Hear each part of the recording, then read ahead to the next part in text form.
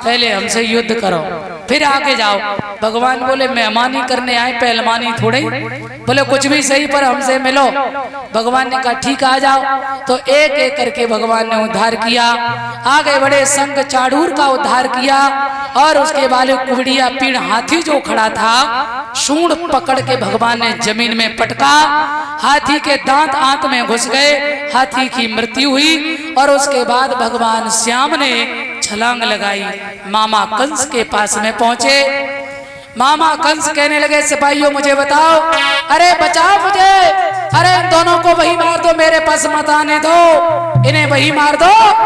कन्हैया बलराम मुस्कुराते हुए दोनों जा रहे हैं और जैसे ही छलांग लगा के मामा कंस को पटका जमीन में, भगवान श्याम मामा कंस की छाती में बैठ गए और कहने लगे मामा हाँ अब तुम्हारा समय पूरा हो चुका है। भगवान श्याम से मामा कंस ने कहा कन्हैया अब हमें छोड़ दो, आज के बाद में कभी कोई अनर्थ नहीं करेंगे, आज के बाद कोई अपराध नहीं करेंगे।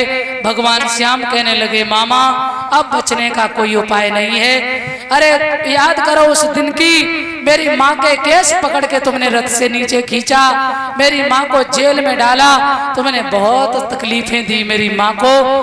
अब कंस के केस जब भगवान पकड़े थे, कंस बोला बड़ा दर्द हो रहा है। श्याम बोले दर्द हो रहा है, याद कर ले मेरी माँ को दर्द हुआ था कि नहीं, तुमने मेरी माँ के केस पकड़े थे, अब तुम्हें नहीं छोड़ेंगे।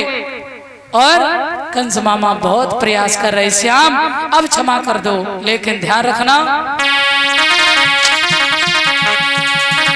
कि जब काल के हाथ कमान चढ़े तो बूढ़े जवान समान गिने।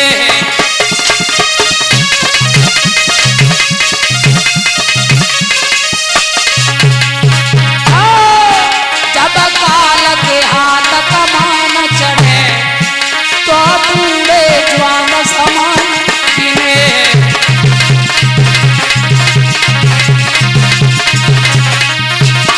और जन झूमी उमान गुमानन में एक आन तभी सरयान अनय है।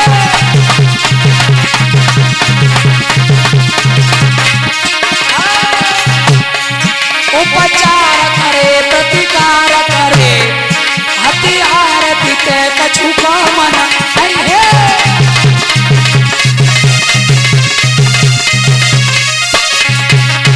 और मन मूर्ख लाख उपाय करो, मन मूर्ख लाख उपाय करो, फिर काल के चाल से छूट न पाए हो।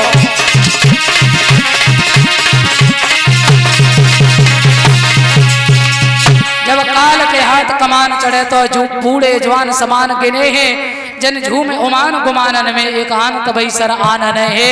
उपचार करे प्रतिकार करे हथियार देते कछु काम नहीं है। और मन मूर्ख लाख उपाय करो, फिर काल के जाल सो छूट न पाए हो।